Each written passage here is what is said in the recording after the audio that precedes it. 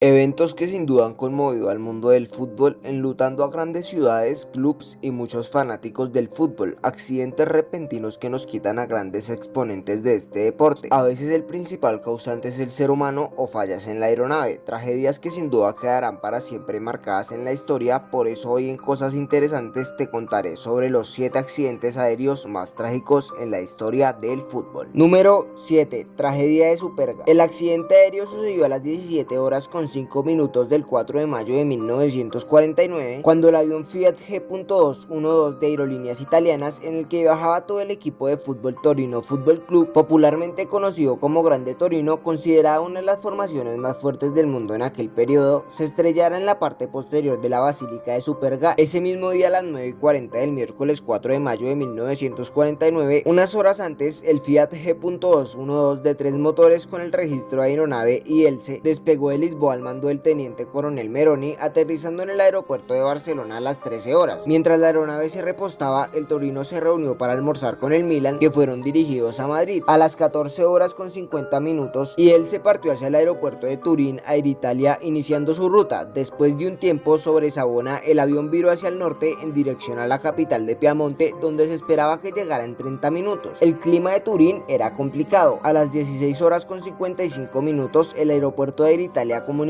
la situación meteorológica al piloto: nubes que casi tocaban el suelo, chubascos, fuertes ráfagas de viento del sureste y muy poca visibilidad en este punto. La torre solicitó la posición del piloto. Después de unos minutos de silencio, a las 16 horas con 59 minutos llegó la respuesta. Al acercarse, el avión se alineó con la pista de aterrizaje de Air Italia a unas 9 millas de distancia, 305 metros sobre el nivel del mar, con Pino a 290 grados de su arco. Justo al norte de Pino Torinese se encontraba la Basílica de Superga, situada en una colina a 669 metros sobre el nivel del mar. Una teoría para la desviación es que debido al fuerte viento de costado izquierdo, el avión podría haber sufrido una deriva alineándose con la colina de Superga, y investigaciones recientes también sugirieron la posibilidad de que el altímetro hubiera funcionado incorrectamente y se hubiera bloqueado a 2000 metros, lo que llevó a los pilotos a creer que estaban a mayor altitud. A las 17 horas con 3 minutos, el avión giró a la izquierda, puso en vuelo horizontal y se alineó para prepararse para el aterrizaje, cuando se estrelló en la parte posterior del terraplén de la Basílica de Superga. El piloto, que probablemente creía que la colina Superga estaba a su derecha, lo habría visto emerger directamente frente a él. Velocidad 180 km por hora, visibilidad 40 metros. Los restos no daban ninguna indicación de un intento de dar la vuelta. La única parte de la aeronave que permaneció parcialmente intacta fue la cola. A las 17 horas con 5 minutos, Air Italia Torre llamó a IELTSE, pero no recibió respuesta. De las 31 personas a bordo, ninguna sobrevivió. El Museo del Grande Torino y de la Leyenda Granata fue inaugurado el 4 de mayo de 2008 en Grugliasco. Número 6.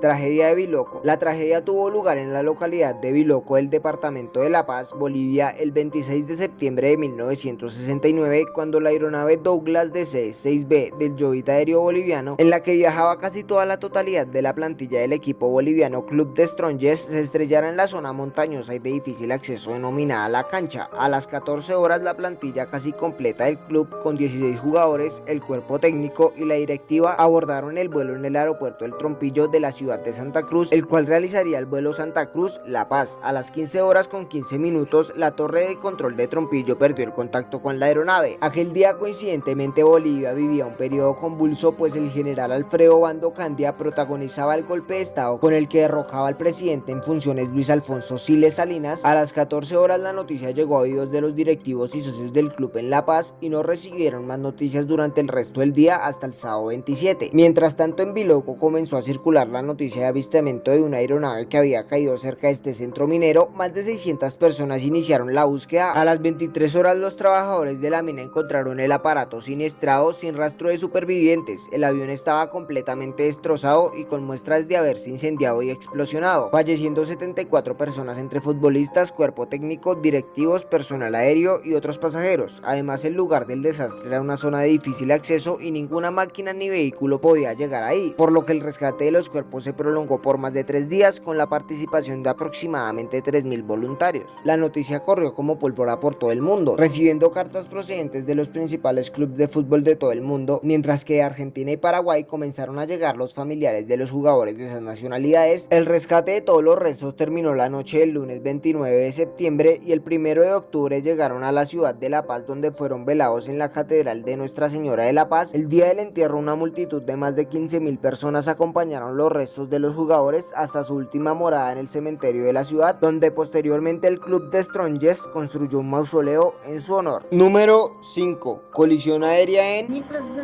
Fue un accidente aéreo entre dos Tupolev Tu-134 de la compañía rusa soviética Aeroflot que chocaron cerca de la ciudad de entonces denominada el 11 de agosto de 1979 sobre la entonces República Socialista Soviética de Ucrania. La primera aeronave implicada en el choque era un Tupolev Tu-134AK con matrícula CCP 65735 que operaba un servicio doméstico de pasajeros regular con 84 ocupantes a bordo, de los cuales 77 eran pasajeros. Volaba de la ciudad de Donetsk a la capital de Bielorrusia a una altitud de 8.400 metros. El otro avión era un Tupolev Tu-134A con matrícula CCP 65816 que estaba operando la última etapa de un servicio de pasajeros nacional con 94 ocupantes a bordo, consistentes en 88 pasajeros y 6 tripulantes, que despegó de Chelyabinsk hacia la capital de Moldavia, volando a la misma altitud que la primera aeronave. Un controlador se dio de cuenta de que los dos aviones tenían rutas que se cruzaban, ordenando al vuelo de Minsk ascender a 9.000 metros. El controlador recibió una respuesta amortiguada, asumiendo que la orden fue ejecutada, siendo en realidad la respuesta de otro avión. Ambos aviones chocaron en una nube aproximadamente sobre en la entonces República Socialista Soviética de Ucrania. El ala derecha de la aeronave que volaba hacia Minsk se cortó a través del fuselaje delantero del otro avión. El impacto hizo girar el avión de Kishinev alrededor, haciendo que las colas del avión chocaran. El avión de Minsk se estrelló en el suelo, mientras la otra aeronave se desintegró y cayó al suelo en pedazos. Todos los 178 ocupantes de ambos aviones perecieron en el accidente, incluidos 17 jugadores y el personal del club de fútbol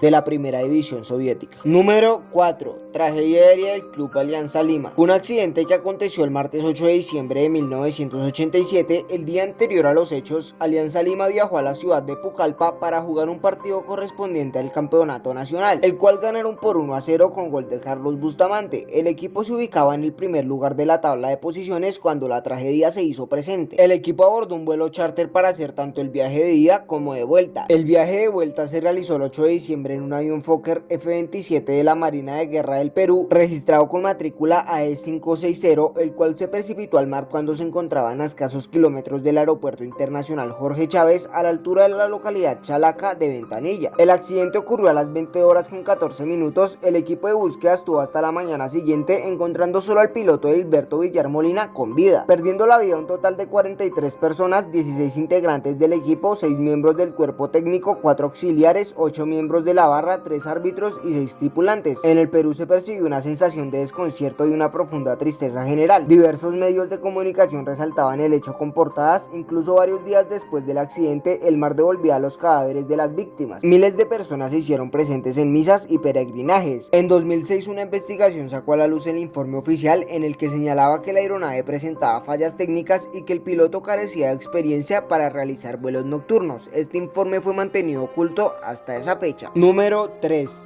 Vuelo 764 de Surinam Airways. Fue un vuelo regular internacional de pasajeros entre el aeropuerto de Ámsterdam Schiphol en el Reino de los Países Bajos y el aeropuerto internacional Paramaribo Sanderik en la República de Surinam. La aeronave tipo Douglas DC-862 con matrícula N1809E despegó a las 23 horas con 25 minutos del 6 de junio de 1989 como estaba programado. Las siguientes 10 horas de vuelo transcurrieron sin incidentes. La tripulación recibió el informe meteorológico final y la autorización para una aproximación a la pista de aterrizaje. Durante la aproximación, el motor número 2 del avión golpeó un árbol cuando volaba a una altura de 25 metros sobre el suelo. Entonces el ala derecha golpeó otro árbol, causando el vuelco del avión e impactando con el suelo del revés, matando a 176 de las 187 personas que iban a bordo, entre ellos un grupo de jugadores de fútbol de Surinam que jugaba profesionalmente en los Países Bajos y habían creado el equipo de exhibición Colorido 11. Iban a disputar un partido en Surinam en junio de 1989, sin embargo a varios jugadores se les denegó el permiso a viajar por parte de sus equipos en los Países Bajos. Viajando en su lugar un grupo de segunda opción, Henning Meyer y Stanley Menzo, ignoraron las órdenes de su equipo y viajaron a Surinam por sus propios medios, abordando el vuelo anterior sin saber que sus compañeros de equipo sufrirían una desgracia, siendo el peor accidente mortal en la historia de Surinam. La investigación reveló importantes deficiencias en el juicio y entrenamiento de las tripulaciones. Se sabe que intentaron aterrizar usando una señal inalámbrica inadecuada de navegación y que ignoraron las advertencias sonoras que alertaban de una colisión inminente. Número 2. Accidente aéreo de la selección de fútbol de Zambia. Ocurrió el 27 de abril de 1993 cuando un avión de Havilland, Canadá, DHC-5 Buffalo perteneciente a la Fuerza Aérea de Zambia, con matrícula AF319 que transportaba a la selección de fútbol de Zambia, se estrelló en el Océano Atlántico a 500 metros de Libreville, Gabón. El conjunto se dirigía a disputar un partido contra Senegal en Dakar por las eliminatorias africanas al Mundial de Fútbol de 1994. Se tenían previstas 3 escalas para recargar combustible, la primera en Brazzaville, Congo, la segunda en Libreville, Gabón y la tercera en Abidjan, Costa de Marfil. Durante la primera escala en Brazzaville se detectaron problemas con los motores. A pesar de ello, el vuelo continuó y pocos minutos después de despegar de Libreville, el motor izquierdo se incendió. El piloto apagó el motor derecho haciendo que el avión perdiera potencia durante el despegue, cayendo al mar a 500 metros de la costa. Todas las 30 personas a bordo, incluyendo 18 jugadores, el cuerpo técnico y 5 miembros de la tripulación, fallecieron en el accidente. Los miembros del seleccionado nacional que murieron en el accidente fueron enterrados en lo que sería conocido como Héroe Sacre, junto a las afueras del Estadio de la Independencia en Lusaka. La investigación oficial revelada en 2003 llegó a la conclusión que el piloto apagó el motor equivocado luego de un incendio. Asimismo, se encontró que el cansancio del piloto y un error de instrumentos contribuyeron al accidente. Número 1. Accidente del vuelo 2933 de la MIA. Fue un vuelo charter internacional de pasajeros. La aeronave era un Avro RJ85 con registro CP2933 que partió desde el aeropuerto internacional Viru, Bolivia, hacia el aeropuerto internacional José María Córdoba, Colombia, con 68 pasajeros y 9 miembros de la tripulación, la mayoría de ellos miembros titulares del equipo brasileño de fútbol chapecoense, que debían jugar su partido de día de la final de la Copa Sudamericana 2016 en Medellín. Los pasajeros salieron del aeropuerto internacional de Guarulhos en Sao Paulo el 28 de noviembre en el vuelo OB739 de Boliviana de Aviación, que partió a las 14 horas con 22 minutos y llegó a su destino, el aeropuerto de Viru en Santa Cruz de la Sierra, a las 16 horas con 50 minutos. Allí cambiaron al avión de la MIA para continuar el viaje. A las 21 horas con 52 minutos el piloto de la MIA solicitó vectores para acercamiento. Se le responde que tiene otro vuelo aproximado, por lo que se solicita al LMI 2933 informe qué tiempo para permanecer en espera. A las 21 horas con 53 minutos el motor número 3 comenzó a apagarse, apagándose el motor número 4 solo 13 segundos después. Ninguna de estas dos situaciones fueron informadas a la controladora. A las 21 horas con 54 minutos los registros de la caja negra indican alarma y una reducción de potencia en el motor número 1 del 39,5% al 29%. A las 21 horas con 55 minutos se apaga el motor número 2 y segundos después se apaga el motor número 1. A las 21 horas con 57 minutos el piloto del LMI 2933 informa falla total sin combustible, y a las 21 horas con 58 minutos se escucha la última comunicación del piloto solicitando vectores. El avión se estrelló en el Cerro Gordo, una colina ubicada en La Unión, a 5 minutos de la pista de aterrizaje del aeropuerto José María Córdoba y a una altitud de 3.300 metros. Primero colisionó la parte posterior del avión, por lo que la cola quedó sobre la cima de la montaña, mientras que el fuselaje y la cabina quedaron cuesta abajo. No fue hasta las 2 de la mañana del 29 de noviembre que el primer superviviente llegó al hospital de La Ceja. En un principio fueron rescatadas 6 personas con vida, pero una de ellas moriría horas más tarde en el hospital. De los 77 ocupantes, 71 murieron en el desastre. Al principio se pensó que eran 75 los fallecidos, pero más tarde se reveló que 4 pasajeros no abordaron el vuelo. El informe preliminar colombiano indicó que el avión viajaba excedido de peso y con el combustible al límite, y que los pilotos decidieron erróneamente no hacer escalas para repostar en los aeropuertos Alfredo Vázquez Cobo de Leticia o El Dorado de Bogotá. Ojalá el video te haya gustado, y si fue así, por favor regálame tu pedazo de me gusta. Si quieres ver algún tipo de tema en este canal, solo tienes que comentar aquí abajito, y no olvides suscribirte a mi canal, darle a la campanita, y nos vemos en el próximo video con más cosas re interesantes.